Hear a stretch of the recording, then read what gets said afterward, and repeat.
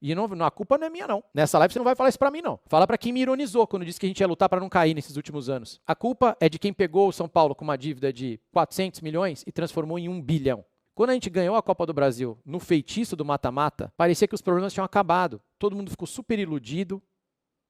Era um título que faltava, foi legal pra caramba. Mas ele anestesiou boa parte da torcida e da imprensa também pro real problema do São Paulo. A eliminação de hoje, ela é apenas mais uma em anos e anos e anos de eliminações humilhantes do São Paulo e de jogos humilhantes do Morumbi. Tô mentindo, chat?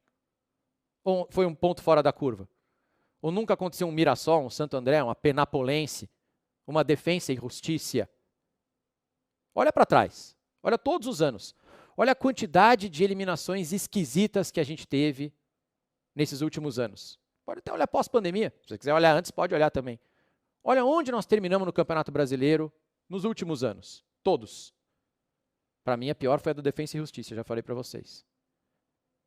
A Libertadores, o Crespo nunca prometeu nada pra gente. E se você acha que a Libertadores era possível, cara, onde é que você estava nesses últimos 10 anos? Copa do Brasil, Copa Libertadores é um sonho, outra coisa. A Libertadores é um sonho para todos, isso se sabe, para o torcedor, para mim, para os atletas.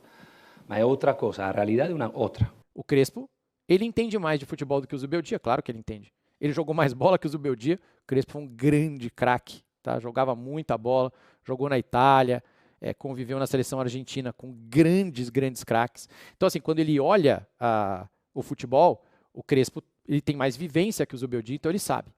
E ele era jogador. E quando ele olhou o elenco do São Paulo, ele viu.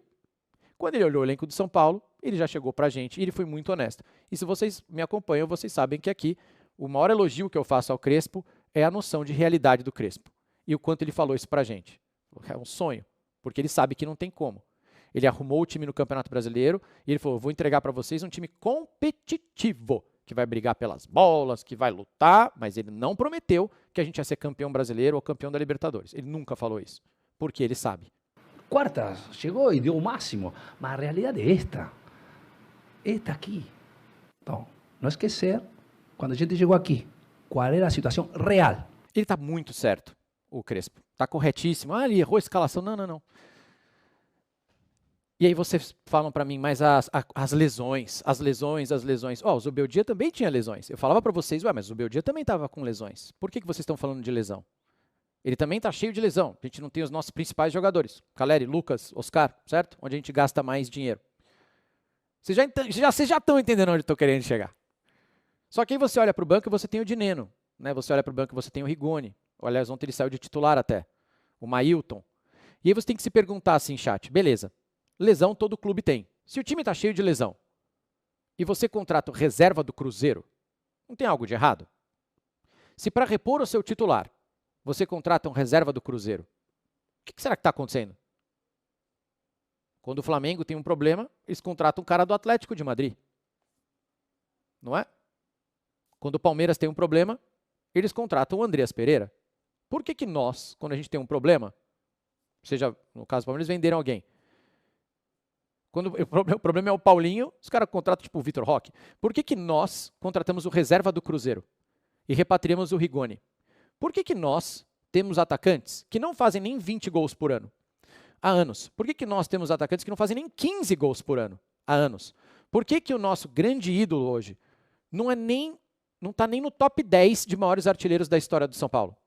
Quando a gente ganhou a Copa do Brasil no feitiço do mata-mata, o mesmo feitiço que poderia ter feito a gente ganhar essa Libertadores no feitiço, porque o mata-mata tem feitiço. Quando a gente ganhou aquela Copa do Brasil, parecia que os problemas tinham acabado. Todo mundo ficou super iludido.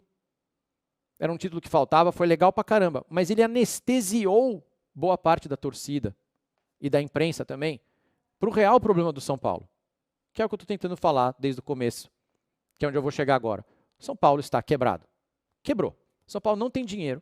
São Paulo está muito endividado. O São Paulo corre seríssimos riscos financeiros. Nesse começo de ano, e não, a culpa não é minha, não. Aqui não. Nessa live você não vai falar isso pra mim, não. Você vai falar pros seus amiguinhos lá que você segue, do São Paulo. Não pra mim.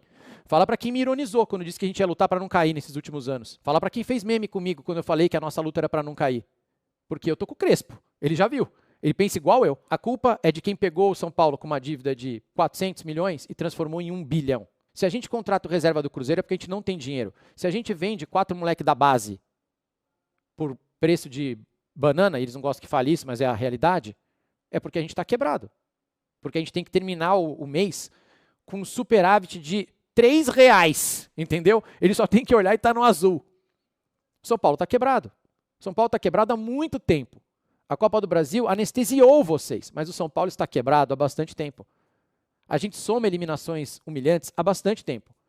A gente soma resultados muito ruins no Campeonato Brasileiro, 13º, 11º, há bastante tempo. Essa eliminação do São Paulo de ontem, ela está aí há bastante tempo. Essa é a nossa realidade.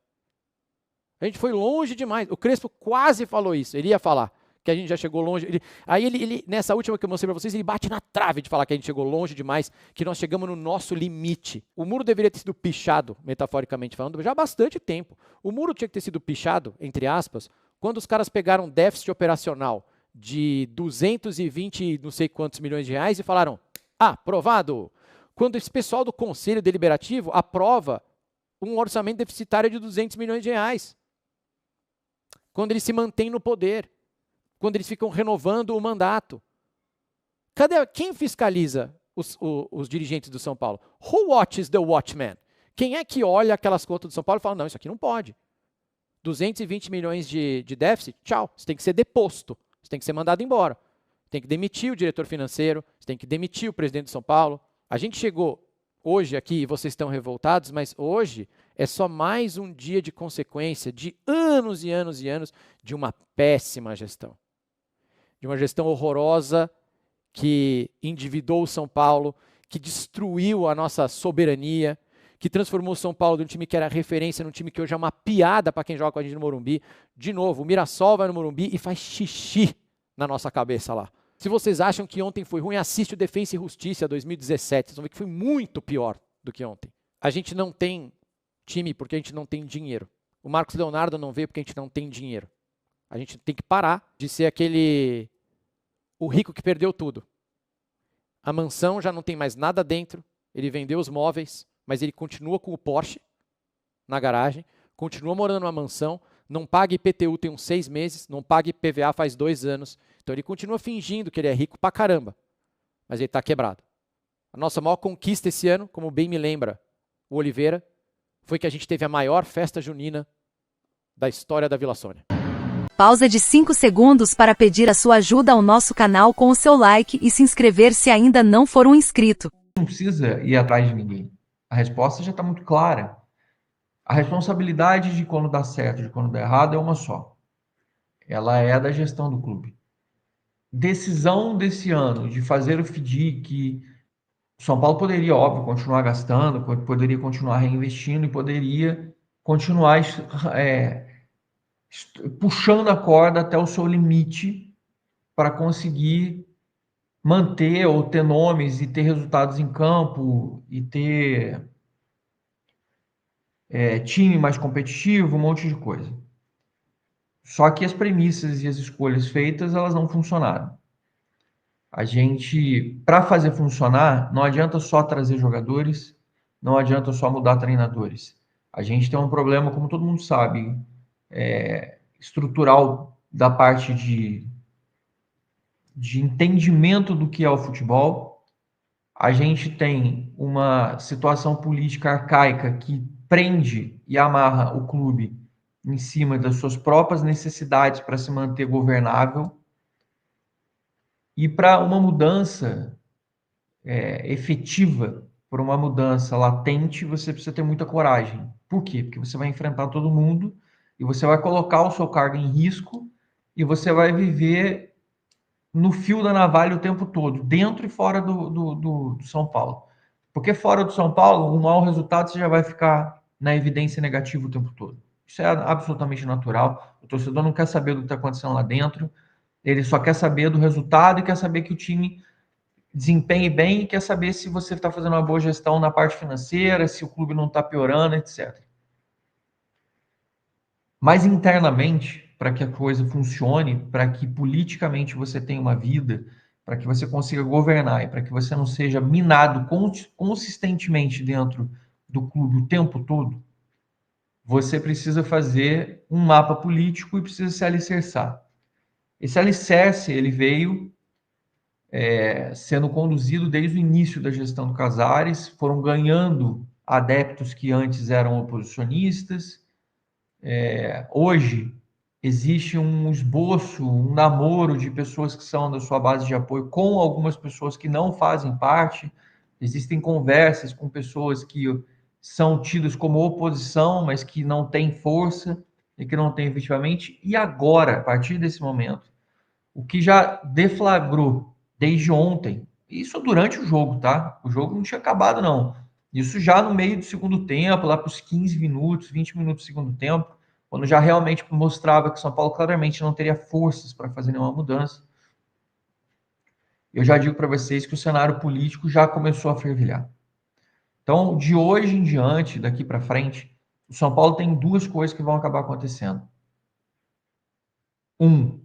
A gente vai começar a ver uma intensificação das brigas e dos vazamentos e dos problemas irem para a imprensa, porque as pessoas vão começar a criar as suas próprias narrativas internas e vão começar a explodir tudo que está acontecendo por lá de fora.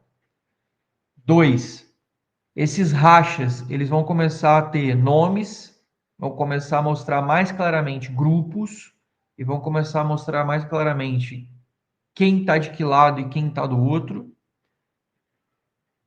Isso 3, culmina e deve culminar em uma mudança interna de cargos, tá? Isso pode acontecer agora, já iminentemente, ou pode acontecer após a votação do fundo de cotia. Tem uma ala que já defende mudança agora, já, sim, imediata. Tipo, que já tenha uma resposta, igual quando o técnico vai mal, perde, eliminado, não sei o que, o cara cai. Tem gente que já quer que tenha uma mudança já, em nomes, em cargos, em posições do clube, e que isso já seja pré-determinado pela própria cabeça do clube e não que o cenário político se desenhe sozinho e se molde dessa forma. Hoje, muito mais provável que a gente dispute uma Sul-Americana, o que seria muito ruim para os cofres do São Paulo, e, obviamente, o time vai ser repensado. O Crespo não concorda com a formação do time. A gente tem muitos jogadores que não conseguiram desempenhar ao longo desse ano. A gente tem muitos atletas que, por mais esforçados que sejam, não desempenham. Então, a gente vai ver de novo, vocês vão ver no final do ano, aquela mesma história, aquele mesmo ciclo de reformulação, reestruturação, vão mexer em pessoas dentro do time, mas o principal, que é mexer principalmente no que é o CT da Barra Funda como um todo, isso tem que começar de agora. Isso eu estou falando para vocês porque é uma necessidade. Isso já passou a ser uma cobrança. E isso é uma questão que se manteve blindada até então por uma questão política de sustentabilidade, como eu falei para vocês.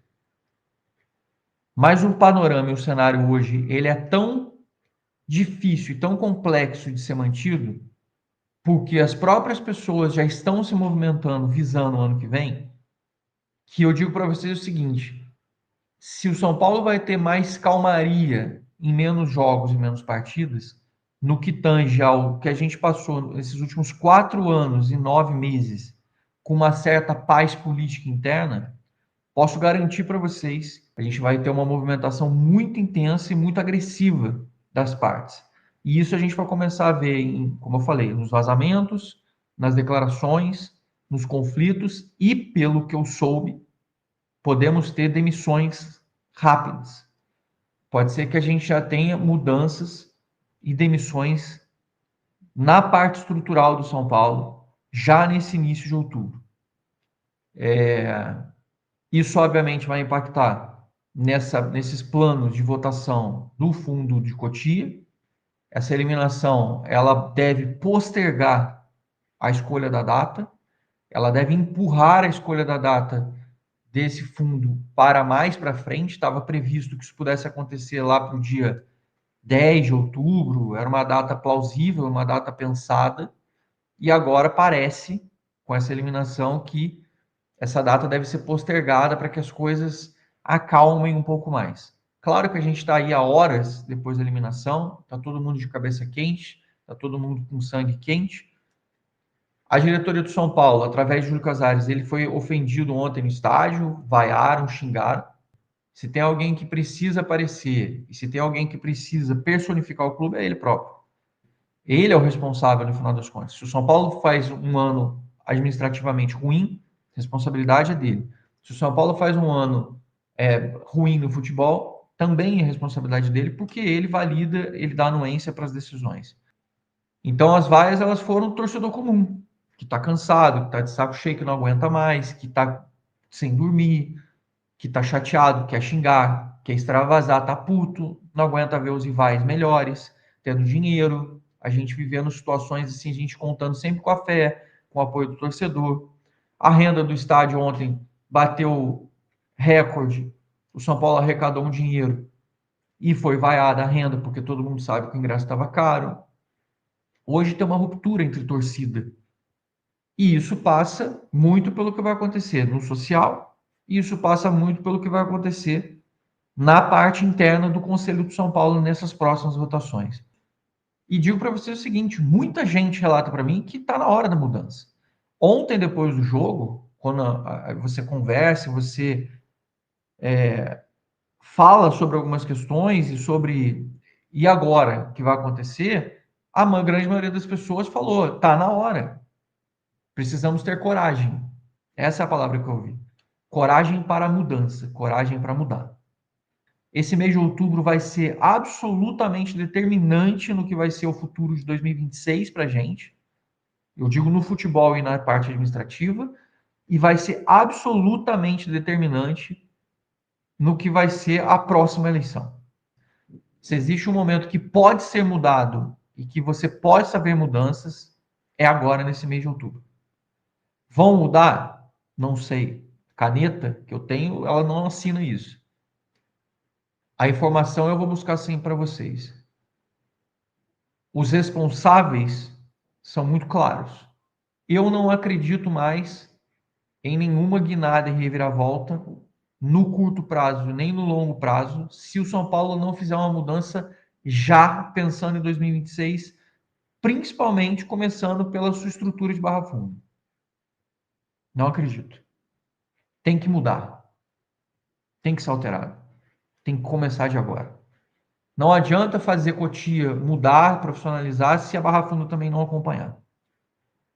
E eu digo Barra Funda porque se você não muda o corpo, a cabeça que comanda o corpo, se você não muda a estrutura do que está acontecendo e a mentalidade e filosofia do que está acontecendo, você não vai ter mudança nunca. O que eu espero é o que tem acontecido no estádio ontem, o que esteja acontecendo hoje nas redes, ela se reflita em uma tomada de decisão que envolve essa coragem de mudar. E com base nessa mudança, e com base nessa necessidade de mudar, é que eu espero que o São Paulo consiga tomar os seus próximos passos, suas próximas decisões, e que essas mudanças, como está aí no título do texto, mudanças drásticas e radicais à vista no São Paulo, elas se efetivem.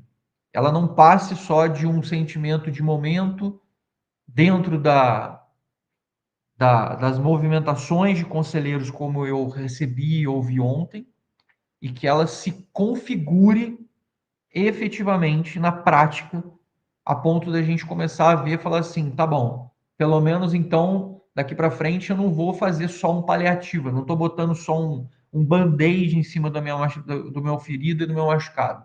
Eu estou realmente tentando corrigir a rota e estou tentando realmente, de uma forma mais grosseira, de uma forma mais dura, de uma forma mais agressiva, mais radical, começar a mudar um pouquinho essa mentalidade.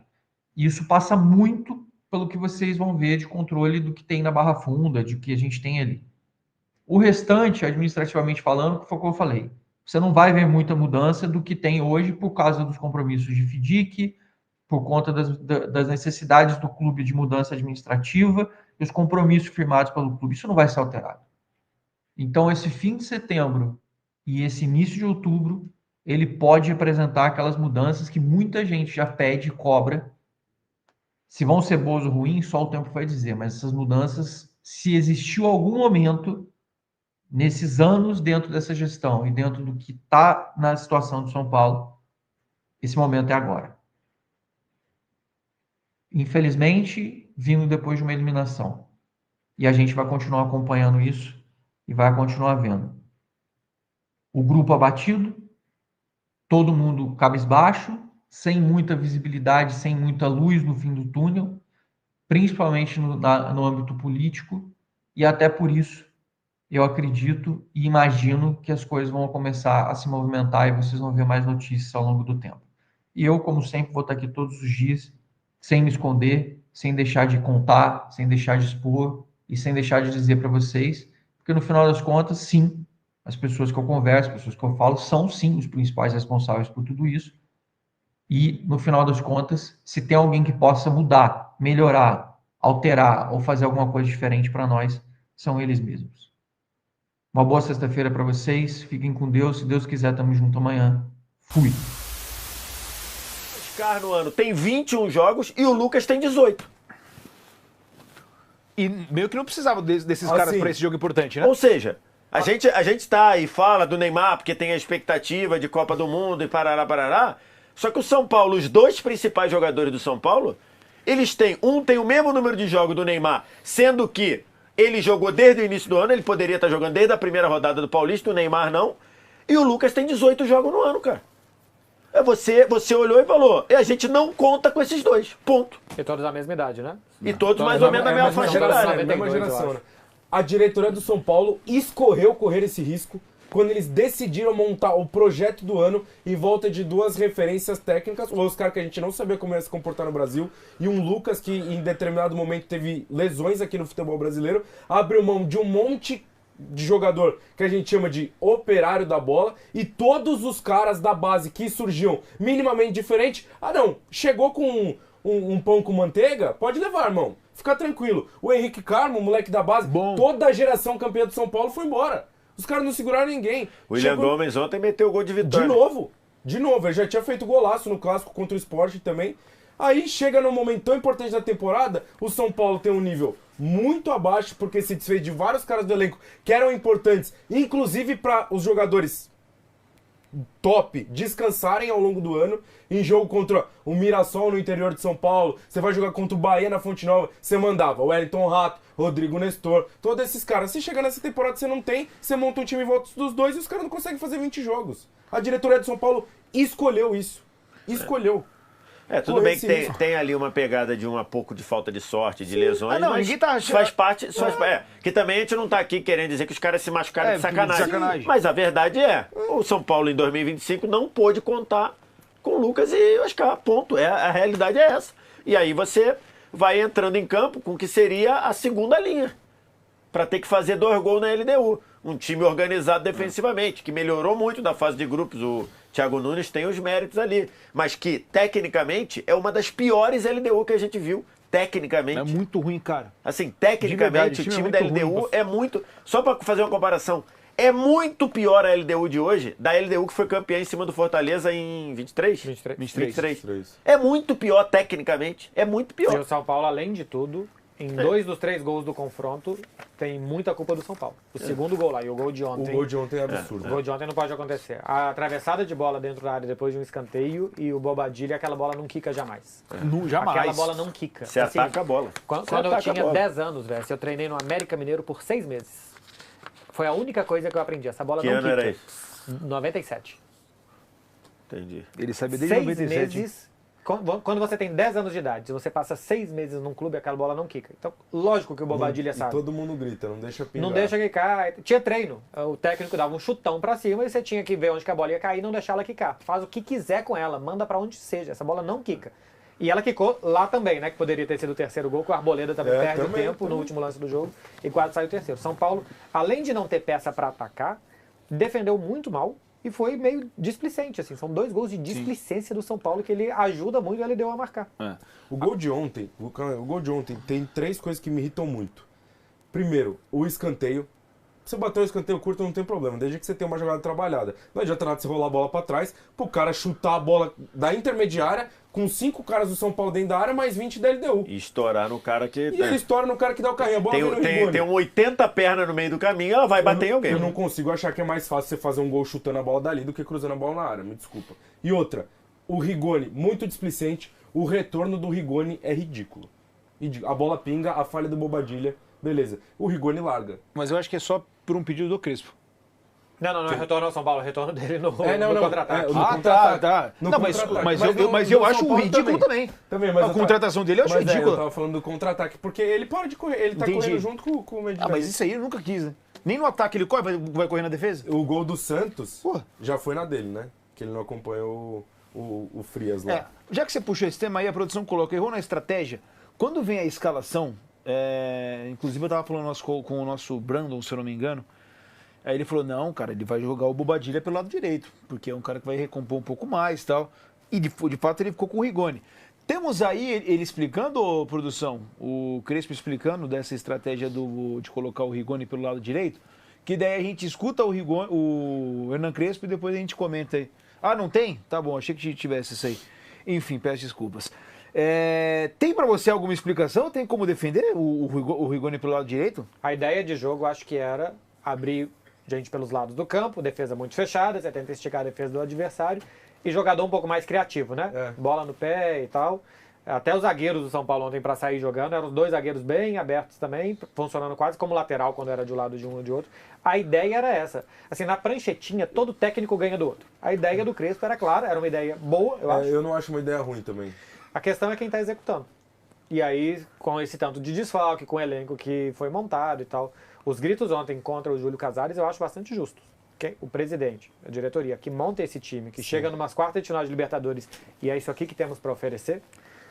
Porque mesmo se não tivessem os lesionados, ia precisar de jogadores pelo lado, e talvez o Rigoni fosse escolhido para jogar pelo lado, a estratégia era boa. Quem ia executar, não. Então, podia ter sido o Mailton? Podia. Entrou até razoavelmente bem, né? Bate bem na bola, cruzamento. Acho que foi até melhor em bola parada do que com bola rolando o Mailton. Achei demais. Achou demais o quê? As tentativas do Mailton. Se eu torcesse pro São Paulo, começou a virar desespero. Se eu torcesse pro São Paulo... Era isso mesmo. Eu sei que era um desespero, que era um momento de desespero. Que é diferente do tal do Cetré que entrou ontem e quis ser herói, por exemplo. Que foi só burro mesmo. Desculpa, isso é uma anta de jogador. Ele quis ser herói. Isso é uma anta de jogador. Ele quis ser herói. Ele apareceu 3 vezes com espaço pela esquerda, chutou as 3. E se o lateral direito reserva e tentou uma bicicleta quando tinha um jogador pra fazer um gol olímpico no escanteio, que foi o que o Mailton fez ontem. Nossa, eu ia desmaiar no estádio, eu acho. Se era do meu time. Cara, assim, eu acho que o São Paulo... Eu sei que o tempo estava correndo. Eu sei, passava muito rápido. Mas eu acho que se desesperou demais, cara. Muito cedo. É que eu acho que a visão, cedo. Eu tava narrando o jogo. A visão que eu tive foi essa. Mas é que, na verdade, diante de todas essas dificuldades, acho que o São Paulo até produziu muito, cara. O Vilar foi o melhor jogador em campo disparado. Sim, teve chute na trave também. Chute na trave, teve blitz lá no primeiro tempo e tudo. Então, assim, acho que diante desse cenário até produziu muito, mas eu acho que é um pouco dessa realidade aí. O time do São Paulo trocou de treinador há pouco tempo. São Paulo não fez jogos sólidos. São Paulo errou muito defensivamente. Acho que é um pouco da realidade. A minha preocupação agora é o São Paulo ter força para ficar entre a vaga do G4, que é do G6, né, no caso. Eu não sei se chega não, cara. Assim, eu tive a sensação e eu não consigo colocar nem 30% de culpa no Crespo nessa eliminação. Eu acho que ele tentou de tudo, mano. O tricolor agora tem pela frente somente o Campeonato Brasileiro em disputa. Internamente, o clube tem um jogador que vem treinando afastado do elenco em horários diferentes, pois não está nos planos de Hernan Crespo e sua comissão técnica. Trata-se do jovem zagueiro Matheus Belém, atleta de 22 anos de idade. Belém teve seu contrato renovado devido a um apelo de Alexandre Pato em rede nacional e agora está encostado no clube. Estima-se que Matheus Belém tem um salário de R$40 mil por mês para apenas treinar no CT do clube. Nas redes sociais, torcedores questionam a atitude da diretoria em manter o jogador afastado, quando poderia aproveitá-lo ou emprestar para outro clube.